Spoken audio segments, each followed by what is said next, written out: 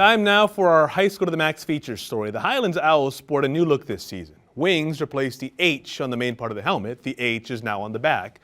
But look closely at the back of the helmet and you'll see something else. A tribute to an alum who made the ultimate sacrifice.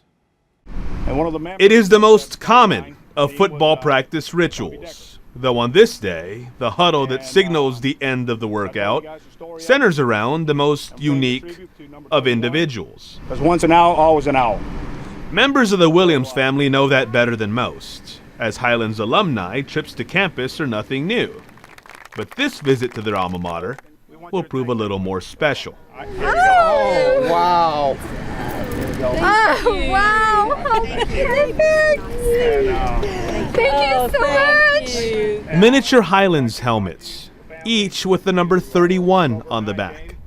They serve as replicas of what the team will wear this season, in tribute to former Owl football player Bobby Deckard, the SAPD officer and father of two, who was shot and killed in December while pursuing armed robbery suspects. I got a little emotional out there talking about to the kids and when the family was there, or because I would just have, because you just imagine being a parent, that happening to my kid and or one of my players. When I heard that they were going to honor him, I was just like, goosebumps running up and down me, somebody honoring, my nephew,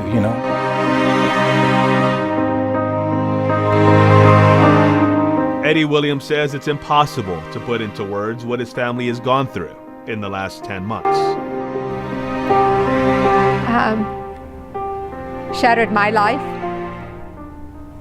and losing him has been the hardest thing, and we talk about it and we try to help each other out.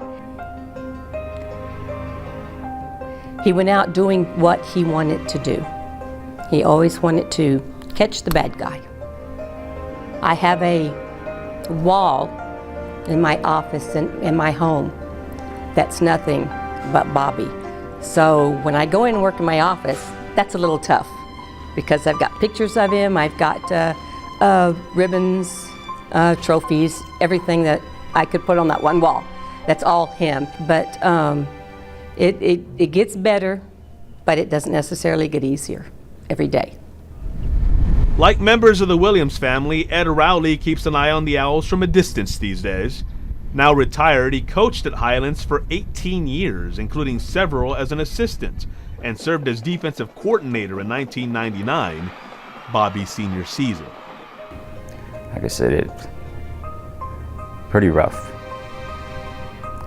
Rowley was the first to receive a phone call early last spring when current head coach Bert Lopez, upon learning that Bobby was a former player, wanted to get the ball rolling on a way to honor the fallen officer. We had senior awards that we would give out that the football coaches only would vote on. We had like Offensive Player of the Year, Defensive Player of the Year, Back of the Year, Lineman of the Year. Then we had an award called the Fighting Owl Award, which went to the kid who worked the hardest, never complained, was here every day, was in the program 4 years, and Bobby won that his senior year. That 99 season was a special one. The Owls would go 10-0 on their way to the district title. The last time a Highlands team would accomplish either. A safety and special teamer, Bobby had battled back from a broken leg and wrist injury to get on the field for that season. It was so important for Bobby, for his family members to be there. Bobby, what he would do, he'd always look at us, and as long as we were there, it was game on. Every once in a while, eye contact, and he'd see we're there. Is it almost fitting that he was a part of that 99 team because that 99 team, the place it holds in recent Highlands football history? That's a perfect place for him because we had so many kids that year that did contribute. You try to find a place where they can help you. And it takes a team effort to go 10-0, believe me. I mean, that's the only time I've done that in my coaching career. But that was his role, and like I said, he accepted it, and he worked hard at it. And when it was time to do whatever phase of the game we're going to do, he was the first one up there. 2013 Bravo, ball up! 2013 Bravo, sir! Move, move! It's a spirit Bobby took with him everywhere he went. The stories of his service during his 7 years with the SAPD are many, though they all come back to the same theme. This man was broken down on the side of the road, and Bobby went by and stopped, and the man was trying to fix it, couldn't get a screw loose or something, and he said Bobby went right under the hood with him, you know, in his uniform and everything, and trying to help him, and so they worked on it for a good 30 minutes, and finally got it going, and the guy's like, oh, thank you, you know, and Bobby's, you're welcome, you ready to go, all this is ready, and he said, yes, you know, thank you, good, and he said, Bobby starts walking off and turns around and says, oh, and by the way, you're parked illegally. I got cards from people that said, we're sorry for the loss of Bobby. He was great. He worked in our area out here. He was sweet. We loved him. The Sosa family. I don't know who the Sosa family is, you know? You can count the current Highlands football players among those who did not know Bobby personally. And that's why, in the hours leading up to their season opener, Coach Lopez had the team form a single file line right outside his office. The last step was for them to come in and not placing that 31 on their helmet. And I asked every single one of them, why are you wearing that 31? And I wanted them to tell me, and they all knew the story.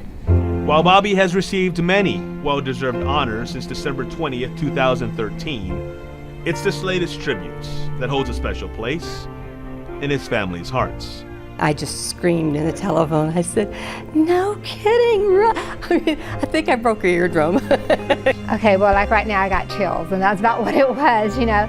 It's like Bobby loved the south side of town. He loved Highlands High School. He loved going to school here, and he loved playing in the football team. One thing that I want everybody to know is Bobby was not a hero by the way that he died, but by the way that he lived.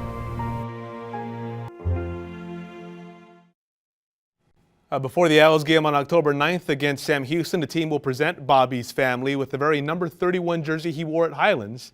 You'll be able to see it on our sister station, the CW35, as part of Church's Chicken Thursday Night Lights.